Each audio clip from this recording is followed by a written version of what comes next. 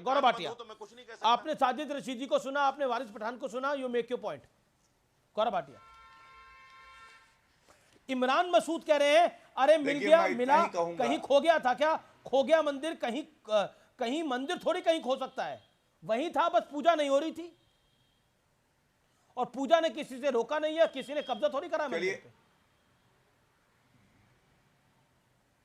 देखिए, जिन्होंने तलवार के डर से ऊंची सलवार पहन ली, उनको आपके चैनल पे उजागर करके दिखाता हूं उनका असली चरित्र क्या है। साजिद रशीदी का ये ट्वीट है। अभी ये कह रहे थे डराया किसने हिंदुओं को, वहां पे तो पूजा हो रही थी। अरे वहां का पुजारी कह रहा था कि पलायन करना पड़ा क्योंकि धमकाया गया और हमें छोड़ के जाना पड़ा। और साजिद रशीदी ने कहा है, अगर हिंदू आपका ट्वीट है 16 मार्च 2017 का, यह है साजिद रशीदी जो कहते हैं अगर हिंदू राष्ट्र की बात करेगा तो हम मुस्लिम राष्ट्र बना देंगे भारत को।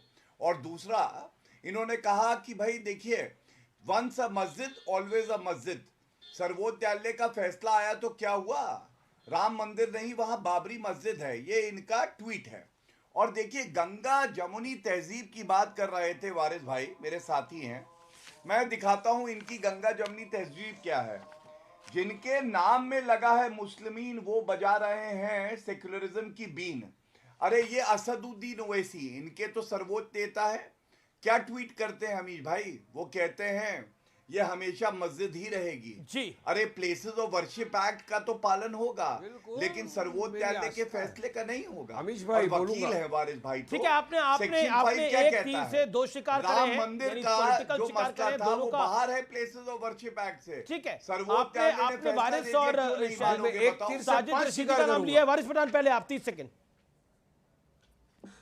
अभी मैं एक तीर से 5 शिकार करूंगा। मेरी आस्था भी है ना, मेरी भी मान्यता है, मेरी आस्था है कि मस्जिद ऑलवेज, एक बार जहाँ मस्जिद थी ता कयामत तक मस्जिद रहेगी। इसीलिए हम बोल रहे हैं कि हमने हमारी एक बाबरी मस्जिद खो दिया, धोखे से आपने उसको शहीद कर दिया। हम दूसरी मस्जिद नहीं खोएंगे, लड़ेंगे, संविधान के दायरे में रहकर सुप्रीम कोर्ट तक जाएंगे, अपनी पार्ट लड़ते रहेंगे। अब सवाल तो बनता है ना, अगर यही चलता रहा तो कहाँ जाएगा?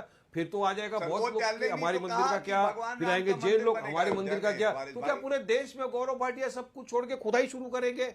अब कौन बात करेगा ईसीआई की, कौन बात करेगा अडानी जी की, ईवीएम की, देश में जो बढ़ता हुआ बेरोजगारी की, सारी बात से ध्यान भटका के 2 दिन से चैनल लग गया है संबल के ऊपर। अरे कभी उस मुद्दे के ऊपर ध्यान दो जिससे देश को आगे लेकर जाना है, नहीं ईवीएम की आपने बात करी। ईवीएम पे ओमर अब्दुल्ला और अभिषेक बनर्जी ने बोला है, उन्हें बोला ईवीएम तो दुरुस्त है, बाकी चीजें दुरुस्त करिए, ईवीएम पे बोला है उन्होंने। Okay Gaurav Bhatia 10 second. ECI पे बोला है, अडानी जी पे बोला है, ईवीएम पे बोला है, बढ़ती महंगाई पे बोला है, तमाम मुद्दों से नहीं, सारे मुद्दे जरूरी है। स्वामी दीपांकर को लगा दिया काम पे, संबल पे जाके डिबेट। ये ध्यान भटकाने के लिए पूरा खेल खेला जा रहा है स्वामी दीपांकर, देन अमीक जमाई। स्वामी दीपांकर, अमीश भाई, देश को आगे लेकर जाना है। Okay, all audios down. Swami Dipankar 30 seconds. एक छोटी सी बात आपसे कहना चाह रहा हूं कि 1941 में 59% जहां हिंदू था, वर्तमान की स्थिति है कि 22% है और 76% वहां पर मुस्लिम समाज है। कोई कहने जैसी नहीं है। एक कहता, एक ऐड आया था ना कि दीवारें बोल उठेंगी, तो ऐसे ही आंकड़े बोलते हैं साहब। आंकड़ों को कहने की, छुपाने की जरूरत किसी को भी नहीं पड़ती। मगर मैं एक बड़ी गंभीर बात अमीश भाई कहना चाहूंगा। संभल पर चर्चा है, निसंदेह महत्वपूर्ण और गंभीर चर्चा है, मगर इस पूरी चर्चा में कोई उन पुलिस वालों के लिए एक शब्द नहीं बोलता हमदर्दी का, कि जो कम से कम 24 पुलिस वाले, जिसमें एक सीरियस था, पैर की हड्डी से टूटने से लेकर के गोली लगने तक, कोई एक शब्द नहीं बोलता। और बल्कि हमारे पैनलिस्ट ने तो जाने क्या कहा, मुझे बड़ा अजीब लगा। मगर एक बात कहूंगा कि अगर वो लोग हैं तो हम हैं दादा, और वो भी हम ही परिवार के सदस्य हैं, वो हमसे कहीं अलग नहीं है। आन बान शान स्वाभिमान की धनी रही, कतरा कतरा रोआ रोहा खून में सनी रही, तन हुए थे खाक फिर भी खाकियां तनी रही। तो भाई साहब, उनके लिए भी दो हमदर्दी के शब्द बोलिए, वो भी हमारे और तुम्हारे परिवार से ही है। और रही बात कानून की, तो कानून का आदेश था, वो तो अमीक जमाई के बाद जाना पड़ेगा। एक सेकंड, मुझे अमीक जमाई के बाद जाना पड़ेगा। अमीक जमाई, अमीक जमाई कि ये जो प्राचीन संबलेश्वर मंदिर महादेव का नाम लिखा गया है वहाँ पर और कुएं की खुदाई में 3 मूर्तियां मिली हैं, माँ पार्वती की खंडित मूर्ति, गणेश जी की मूर्ति, कार्तिकेय जी की मूर्ति।